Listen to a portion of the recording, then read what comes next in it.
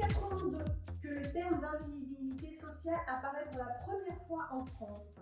Et c'est Yves Barrel, économiste et épistémologue des sciences sociales, qui en parle le premier. Pour lui, il est indispensable de nommer des choses qui justement sont dites invisibles, car c'est les rendre symboliquement visibles et symboliquement existantes. Toujours pour lui, il existe 3 types d'interactions entre les individus. Le premier type, la conformité. L'individu se soumet aux règles. Le deuxième type, le conflit. L'individu s'oppose aux règles.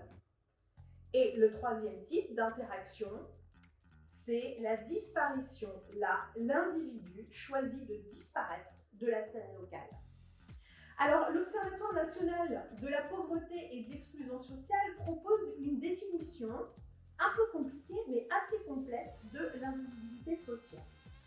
Il s'agit d'un ensemble de processus où interviennent des acteurs multiples par lesquels un déni de reconnaissance des personnes aux divers niveaux de leur existence sociale peut affecter la profondeur, la durée et l'évolution de situations de pauvreté et d'exclusion. Cette définition un peu compliquée nous amène 3 éléments de connaissance. La première chose, il s'agit d'une notion de processus. Il ne s'agit pas d'un état, mais d'une dynamique. La deuxième chose, c'est l'idée d'acteurs multiples. Les responsabilités sont respectives et partagées.